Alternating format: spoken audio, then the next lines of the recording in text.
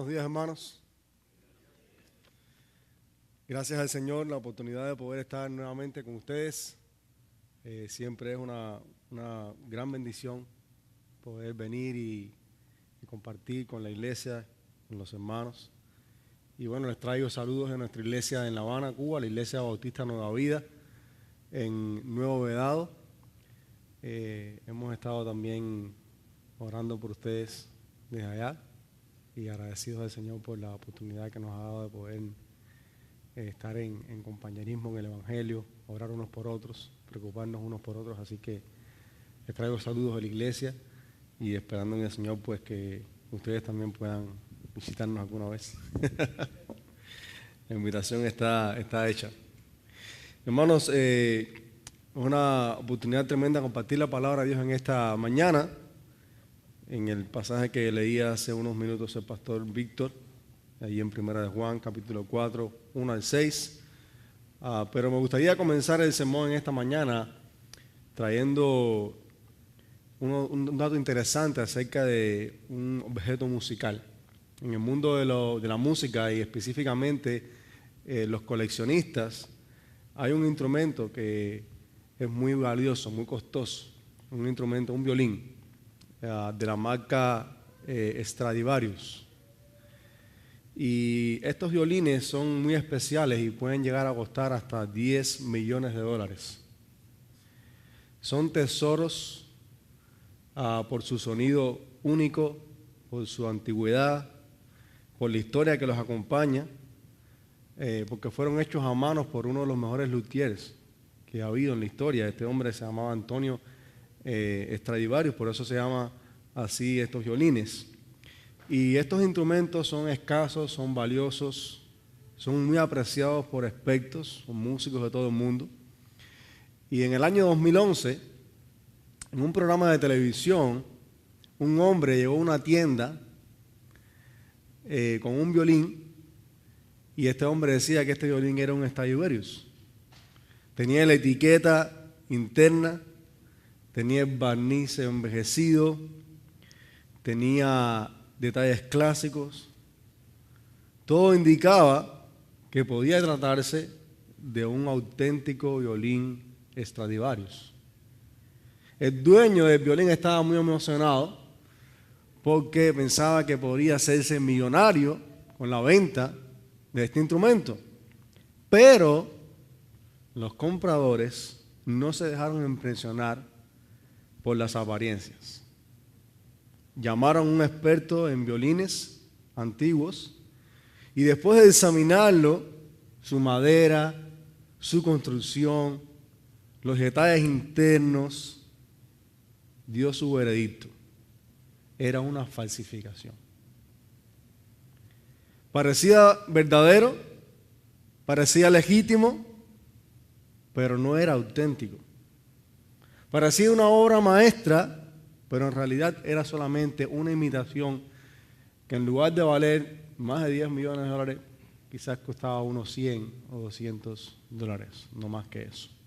Usted puede decir, ¿qué tiene que ver todo eso con el sermón en esta mañana? Bueno, porque eso mismo ocurre en la vida cristiana respecto a la verdad de Dios, respecto al Evangelio. Vivimos en tiempos donde hay muchas enseñanzas que llevan el nombre de Cristo, que citan la Biblia, que suenan piadosas, que se visten de un lenguaje religioso, pero no son auténticas. No todo lo que parece venir de Dios realmente proviene de Él. Y puede ser que como con este violín pensemos que estamos escuchando un mensaje que es verdadero, que es auténtico, pero en realidad es una falsificación. Mis hermanos, esto no es algo nuevo. Los creyentes a los que Juan les escribe enfrentaban la misma situación. Había maestros que decían hablar de parte de Dios, pero en realidad eran falsos profetas. Y Juan, movido por un amor pastoral por estos hermanos, apercibido del peligro que representa para los creyentes escuchar una mentira como si fuera verdad, les escribe y les dice: amados, no crean a todo espíritu, sino prueben los espíritus para ver si son de Dios. Y de aquí surge una pregunta crucial que vamos a responder en esta mañana. ¿Cómo podemos distinguir la verdad del error? ¿Cómo podemos probar los espíritus? Lo primero que Juan nos muestra en el versículo 1 al 3 del capítulo 4 es que la verdad confiesa a Cristo, el error lo niega. En el verso 1 nuestro pasaje comienza con un imperativo, usted lo puede ver allí. Y el imperativo es: prueben los espíritus. ¿Qué significa eso? Bueno, la palabra original usada aquí para espíritus se usa en las Escrituras para referirse a viento, a un ángel, a demonio, al alma humana, al Espíritu Santo. Tiene todas esas posibles usos en la Escritura. Pero en este contexto particularmente, esta palabra espíritu se usa para hablar de la enseñanza que los creyentes estaban escuchando. En otras palabras, lo que Juan quería es que ellos evaluaran el mensaje que algunos maestros dentro de la congregación, dentro de la comunión, de la comunidad, estaba trayendo supuestamente de parte de Dios. Así que Juan no está hablando aquí simplemente de detectar algo que es satánico, sino de distinguir si lo que están oyendo realmente provenía del Espíritu de Dios o era algo falso. Mis hermanos, cuando alguien abre una Biblia para enseñar o refiere traer un mensaje de parte del Señor, tenemos que en primer lugar determinar la procedencia de tal enseñanza para ver si es verdadera o falsa.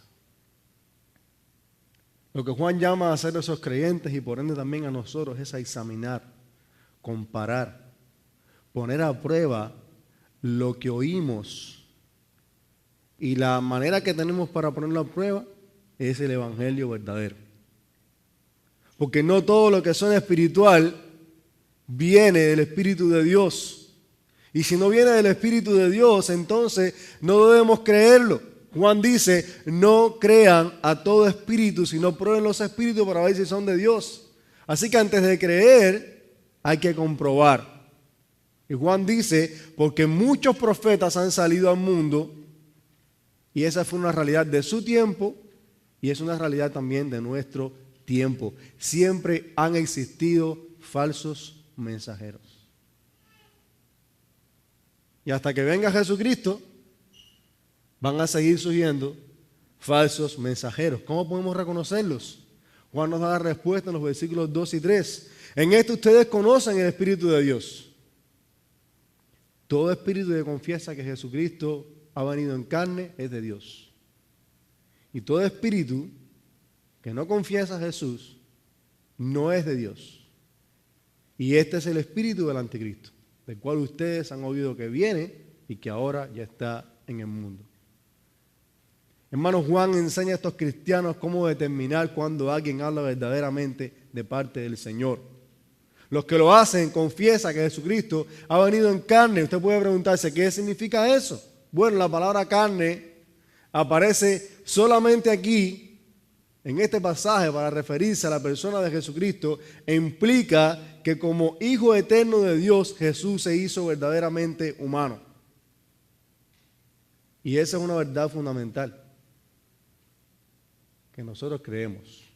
Cuando decimos que Jesús vino en carne, no estamos hablando simplemente de que Él nació como un bebé, sino que el Hijo eterno de Dios se hizo verdaderamente humano, tomó la forma de hombre sin dejar de ser Dios. No fue una apariencia, no fue una manifestación temporal, fue una encarnación real, Dios habitando con nosotros como uno de nosotros. ¿Y por qué eso es importante? Porque si Jesús no es verdaderamente Dios, no puede salvarnos. Pero si no es verdaderamente hombre, no puede representarnos y por tanto pagar por nuestros pecados y reconciliarnos con Dios. Solo Cristo, siendo plenamente divino, plenamente humano, podía morir en nuestro lugar, cargar con nuestros pecados y resucitar para darnos vida. Juan sabe el peligro que significa que creyentes nieguen la encarnación del Hijo de Dios. Y por eso él dice que no confiesa a este Jesús, al Dios hombre, encarnado, crucificado, resucitado, ese no es de Dios. Puede usar un lenguaje piadoso, puede hablar de fe, puede hablar de Jesús, pero si niega esa verdad esencial, no tiene el Evangelio, y si no tiene el Evangelio, no hay salvación. Mis hermanos, esa es una línea doctrinal que nosotros no podemos negociar. Los falsos profetas negaban esta verdad. Quizás afirmaban que había que creer en Jesús, pero no había que creer en su encarnación real, en su obra redentora como el Hijo de Dios. Y Juan dice que una prueba inequívoca de que no son de Dios precisamente negar eso. Así que no estamos hablando de un error doctrinal pequeño, no estamos hablando de algo que no tiene mucha importancia, estamos hablando de una rebelión abierta contra la revelación de Dios. A tal punto que Juan los identifica con el espíritu del anticristo. O sea, aquellos que pretenden hablar de Dios pero niegan al Hijo de Dios encarnado, niegan también al Padre, niegan a Dios mismo. Y aunque en sus días esto generó confusión dentro de la iglesia, Juan dejó claro que la verdadera fe se centra en Jesús como el Hijo de Dios encarnado. Todo el que niegue eso, aunque suene bíblico o suene espiritual, no viene de parte de Dios, sino del mundo, dice Juan. Este es un mensaje que nosotros escuchamos o necesitamos escuchar hoy también. En nuestros días hay falsos maestros, falsos profetas que hablan de parte de Dios, que mencionan a Jesús, que usan la Biblia que nosotros tenemos, pero lo niegan y en el fondo niegan el Evangelio. Así que mis hermanos, necesitamos discernir espiritualmente las enseñanzas que escuchamos. Cuando alguien te pasa un sermón o alguien te comparte una enseñanza, las preguntas que tienen que estar en tu mente es: ¿qué dice esta persona sobre Jesús? ¿Exalta a Jesús como el Salvador que necesitamos o lo muestra como un simple maestro? ¿Presenta a Jesús como el verdadero Hijo de Dios que se hizo hombre para perdonar nuestros pecados, para darnos vida eterna? ¿O simplemente presenta a Jesús como un milagrero que ha venido para darte las cosas que tú deseas obtener en la vida?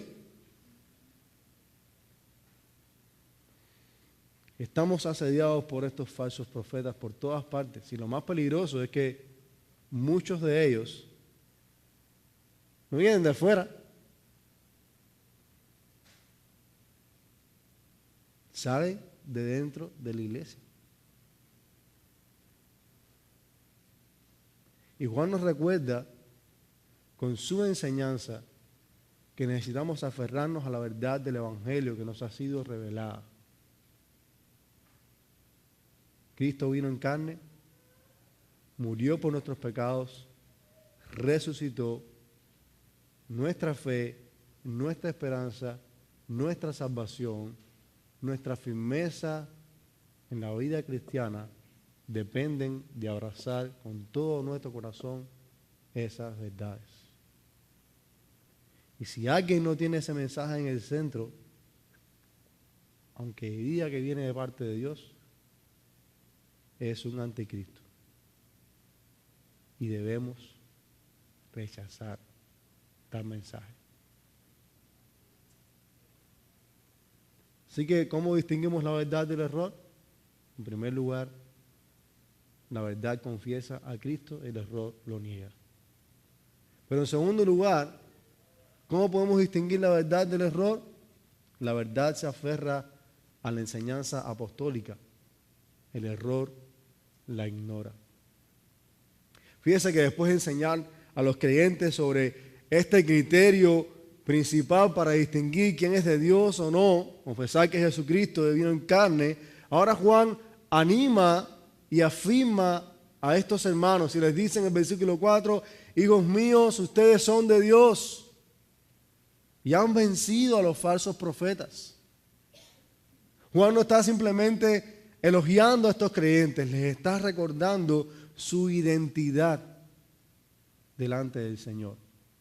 Ellos no son como los falsos profetas. Ellos no son del mundo. Ellos son de Dios. Y son de Dios precisamente porque han recibido y confesado a Jesucristo, su Hijo. Estos creyentes permanecieron en la verdad del Evangelio cuando otros se apartaron.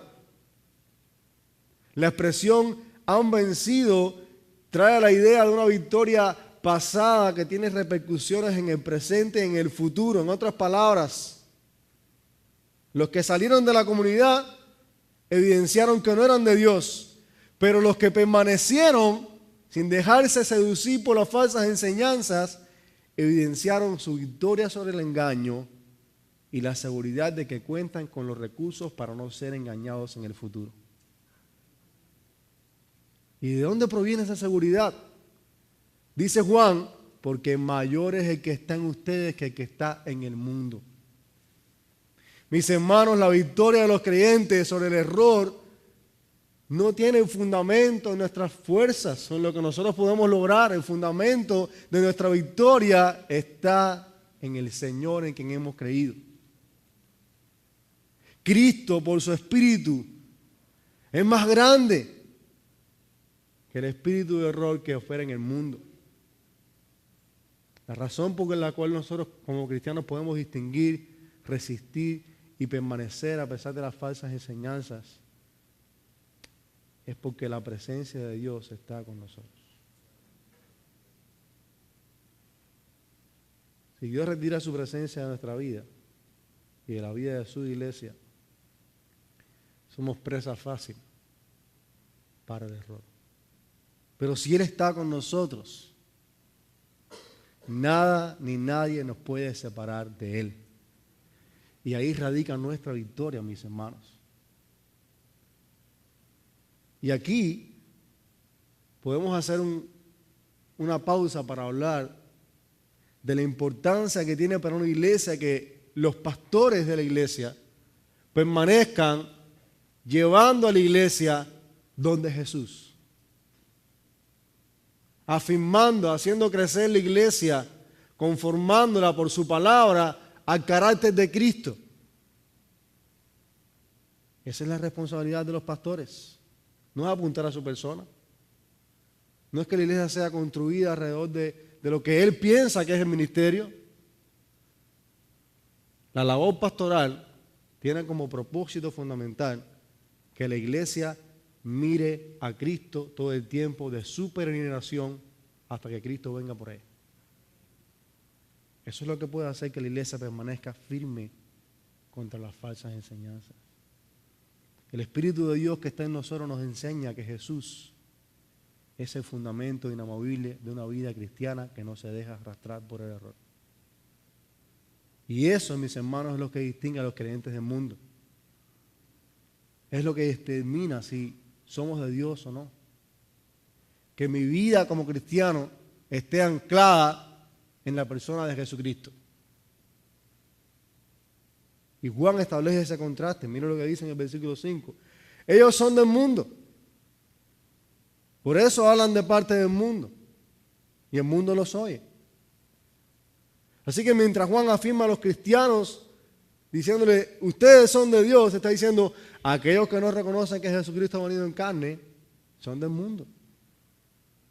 Y es muy interesante eso porque a pesar de que estas personas estaban en la iglesia, estaban enseñando allí y decían ser de parte del Señor, el apóstol no permite que ellos reclamen el nombre de Cristo para sí mismos. Porque al rechazar la verdad del Evangelio se habían colocado fuera de los límites del cristianismo. Aun cuando enseñen sobre Cristo, sus pensamientos no están moldeados por el Evangelio, sino por los pensamientos del mundo. Pudiéramos decir que son cristianos profesantes que escuchan al mundo y le devuelven al mundo el mismo mensaje que el mundo les da, recubierto de términos cristianos. Por eso el mundo recibe ese mensaje. Parece de parte de Dios, pero no lo es. Y déjenme explicarle un poquito más a qué me refiero con esto. Hay mensajes hoy que no confrontan el pecado. Hay mensajes hoy que no llaman a los hombres al arrepentimiento. Hay mensajes hoy que llaman a los hombres a venir a Dios para que Dios cumpla sus deseos. Ese no es el mensaje del Señor. Ese mensaje es un mensaje del mundo, que falsos maestros lo han tomado y no han revestido el lenguaje cristiano. Porque ¿qué quiere el mundo? Cumplir sus deseos, seguir sus propias opiniones, sus propios razonamientos, tener una vida exitosa. Y ese mensaje al mundo le gusta escucharlo. Ese mensaje que te dice, Jesús te va a sanar, Jesús te va a dar éxito, Jesús va a cumplir todos tus sueños. Y no estoy diciendo con eso que el Señor no puede hacer sanidad en la vida de una persona. Pero si el mensaje de un hombre se centra nada más en tratar de elevar la vida, el propósito del hombre para su propio beneficio y no para la gloria de Dios, tenemos un problema. El que dice que Dios tiene un plan maravilloso para tu vida en términos de alcance terrenal. Dios tiene un plan maravilloso para nuestra vida. ¿Sí? Y ese plan es conformarnos a la imagen de su Hijo Jesucristo.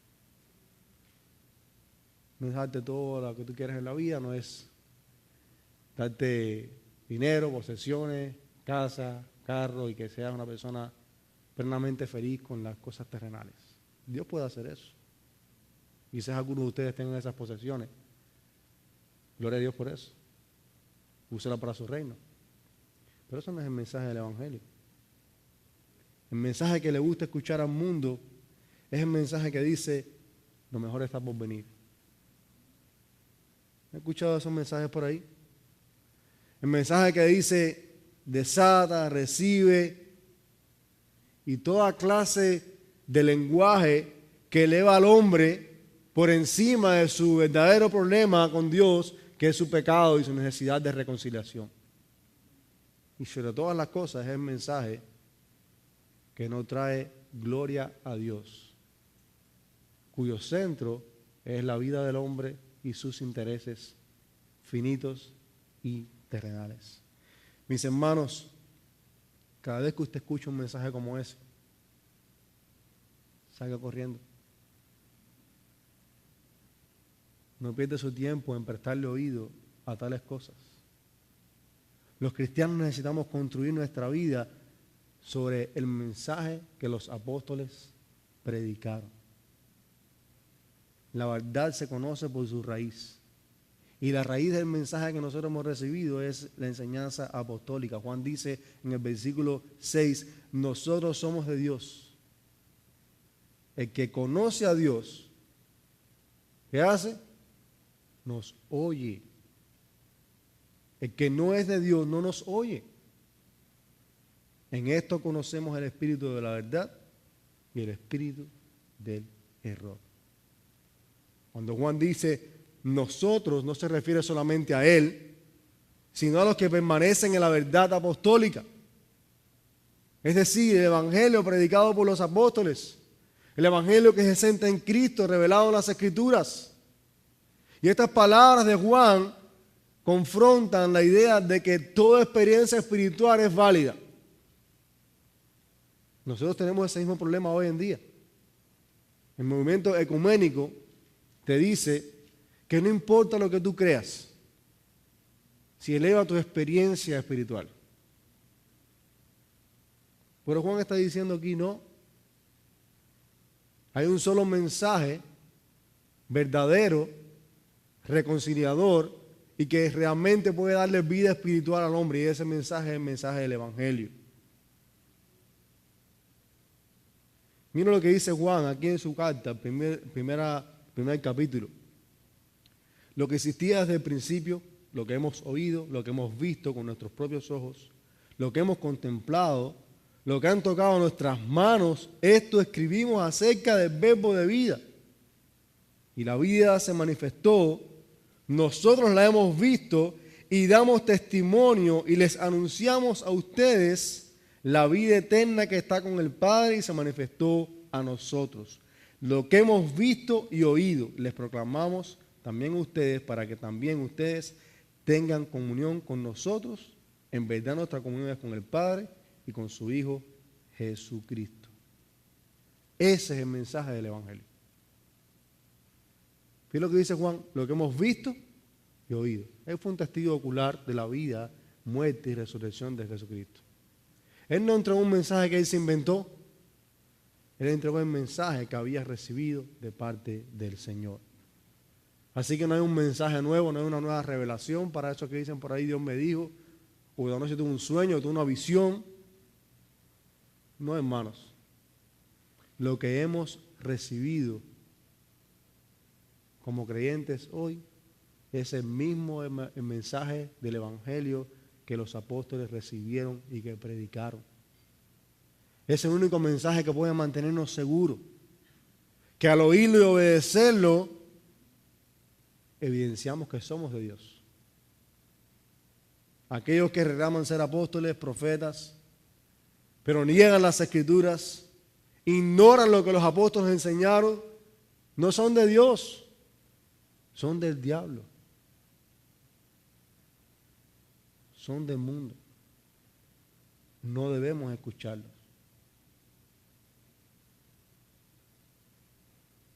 Y yo sé que en una cultura que es bastante tolerante, estas palabras pueden sonar fuertes. Pero, hermano, nosotros no podemos negociar el Evangelio, aunque ofenda a la cultura. No podemos suavizarlo. Porque el asunto aquí es que la eternidad de las almas está en juego según el mensaje del Evangelio que escuchen. Y aquí hay una enseñanza para la iglesia. Cada vez que nosotros predicamos el Evangelio tenemos que ser conscientes de que el mensaje del Evangelio que predicamos tiene poder para salvar un alma o condenarla para siempre. Si usted llega a una persona y le dice, no, si tú vas a la iglesia los domingos, tú verás que te va a ir bien en la vida. Y la persona puede venir a la iglesia y estar aquí y pensar que con eso va a ir a la eternidad con Dios. Yo espero que no sea así, ¿no? Estoy poniendo un ejemplo. Pero algo que siempre le digo a mi iglesia es asegúrese cuando usted predique el Evangelio que la persona entienda que es un pecador que ha ofendido a un Dios santo, que necesita arrepentirse de sus pecados y que por la gracia de Dios hay un Salvador que entregó su vida y resucitó para que todo aquel que en él cree no se pierda, mas tenga vida eterna. Ese es el mensaje del Evangelio. Ese es el mensaje que Juan predicó. Ese es el mensaje que la iglesia de Jesucristo tiene que predicar. Y lo más hermoso de ese mensaje, hermano, es que eso no cambia en la cultura, no cambia donde usted esté, no importa que esté en Cuba, que esté en Rock Hill, que esté en China, en la Patagonia, Argentina, donde quiera que usted esté, el mensaje no cambia. Así que cualquier mensaje que sea diferente a eso, rechácelo, no lo escuche. No, pastor, es que yo quiero aprender más de eso para poder rebatirlo. Y yo escuché una vez un una ilustración que quizás alguna vez usted la ha escuchado también, pero la voy a traer para poder traer luz sobre esto. A la persona que trabaja en el banco le enseñan a distinguir cuál es el billete verdadero. ¿Saben de qué manera? Conociendo bien cuál es el billete verdadero. No es que le traen 6 billetes, 5 falsos y uno verdadero y le empiezan a enseñar, mira, este falso es así, este otro falso es así, la textura de este otro falso es así, este otro falso tiene una pintilla aquí arriba. No. Le dicen, este es el verdadero. Siéntelo, pálpalo, mira cómo es la textura. Cuando esa persona tiene en su mano un billete que es falso, lo sabe. ¿Por qué? Porque conoce el falso. Porque conoce cuál es el billete verdadero. Un cristiano no tiene que conocer necesariamente con profundidad todos los errores y todas las falsedades que hay. Un cristiano tiene que asegurarse de conocer a profundidad el mensaje verdadero del Evangelio. Cuando escucha uno falso, enseguida lo va a determinar. ¿Por qué? Porque su mente, su corazón, toda su vida ha sido cautivada por el mensaje glorioso del Evangelio, que le ayuda a distinguir con rapidez cuando está escuchando un mensaje que no se conforma a la verdad. Así que, mis hermanos, ¿cómo distinguimos la verdad del error? Recuerde, la verdad escucha y abraza la enseñanza apostólica, el error la ignora, la tuerce, la reemplaza. No se trata simplemente de usar el nombre de Jesús, sino de confesar a Jesús verdadero, el Hijo de Dios, que se encarnó, que murió por nuestros pecados, que resucitó, que fue exaltado. No te dejes impresionar por lo que son espiritual, por lo que no es fiel. Nada de eso tiene poder, no viene de Dios. Hoy en día hay muchos creyentes que comparten mensajes que se vuelven virales en las redes sociales, predicaciones por WhatsApp, frases en redes sociales, todas esas cosas, hermano. Fíltrala. Fíltrala. Evalúa a los predicadores que escuchas por su enseñanza, por su fidelidad al mensaje apostólico. Lo que predican incluso en el púlpito de esta iglesia tiene que ser examinado. Porque ningún hombre está libre de caer en el error. Y es responsabilidad de la iglesia velar por eso. Y es responsabilidad de la iglesia orar por sus pastores para que sus pastores se mantengan predicando y firmes en este mensaje del Evangelio. Algunas cosas que usted puede usar, y casi estoy terminando, para poder determinar cuando algo es verdadero o falso. Puedes preguntarte estas cosas. ¿Está centrado en Cristo este mensaje? ¿Apunta a su persona y su obra? ¿Estás arraigado en la Escritura o en nuevas revelaciones? ¿Es un mensaje que te confronta en tu pecado, que te llama a cambiar y vivir en obediencia a Dios? ¿O es un mensaje que simplemente te halaga, que le pasa la mano a tu pecado? Mis hermanos, si alguien dice hablar de parte de Dios, pero ignora lo que Dios ha dicho en su palabra, no es de Él. Aunque tenga carisma, aunque tenga seguidores, aunque sea viral, si tú eres el Evangelio, está fuera de la verdad. Y quiero traerles un poco de ánimo, hermanos. Aunque la verdad sea impopular hoy, la verdad es lo único que nos puede hacer permanecer en Dios. Si usted negocia el Evangelio, quizás puede tener una iglesia muy grande. Yo le digo a mis hermanos en Cuba, quizás si negociáramos el Evangelio, el gobierno nos diera un cine para reunirnos. No estuviéramos en el patio de una casa. Pero ¿realmente vale la pena ser una gran iglesia con un gran templo y no tener el Evangelio? No vale la pena, porque estaríamos perdidos. Así que no importa si la iglesia es grande o si la iglesia es pequeña, lo que importa es que la iglesia tenga el Evangelio. Una vez escuché en un lugar, no sé dónde fue, que no hay iglesias grandes ni pequeñas, sino iglesias fieles. Eso es lo importante, ser fiel. Permanecer en lo que hemos oído desde el principio. Así que, como les decía al principio, aquel violín que parecía auténtico tenía todas las señales exteriores de un verdadero Stradivarius, pero no una falsificación. Recuerde que así pasa también con el mensaje de la palabra de Dios. A veces hay enseñanzas que aparecen verdaderas, que se presentan como cristianas, que tienen un lenguaje religioso, pero cuando las examinamos a la luz del Evangelio, descubrimos que no son auténticas. Son imitaciones peligrosas que pueden hacer mucho daño en la vida de los creyentes. Así que Juan no quiere que sus hermanos caigan en la trampa y por eso nos da esta porción de las Escrituras, para saber cómo distinguir la verdad del error. La verdad confiesa a Cristo, el error lo niega. La verdad se aferra a la enseñanza apostólica, el error la ignora.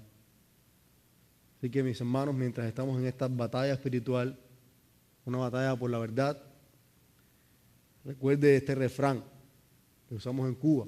Quizá usted tiene una manera de decirlo diferente. No todo lo que brilla es oro. Así es en la vida cristiana. Que el Señor nos ayude a poder discernir la verdad del error. Y confiando sobre todas las cosas, como dice Juan, que el que está en nosotros es mayor que el que está en el mundo. Amén. Vamos a orar. Padre, gracias por tu palabra en esta mañana. Gracias, Señor, porque tu palabra es verdad. Gracias porque podemos leer, Señor, estas palabras de Juan y podemos tener ánimo, Señor, de que somos tuyos por el Evangelio que hemos recibido. Gracias porque tú edificas a tu iglesia por medio de tu palabra, Señor, y nos ayudas a poder discernir, Señor, la verdad del error. Ayúdanos a mantenernos fieles. Yo ruego por esta iglesia, Señor, en este lugar, que el Evangelio que has recibido, Señor, sea predicado con toda fidelidad, que sus pastores permanezcan firmes. Y Padre, cuando se levante cualquier falso maestro, cualquier lobo, trayendo un mensaje diferente, la iglesia sepa, Señor, discernir y no escuchar tales cosas. Bendice a mis hermanos, Señor, guárdalos, guíalos en tu verdad y ayúdanos, Señor, también a descansar y confiar en que tú estás con nosotros y que tú eres mayor que este mundo. Oramos en el nombre de Jesús. Amén.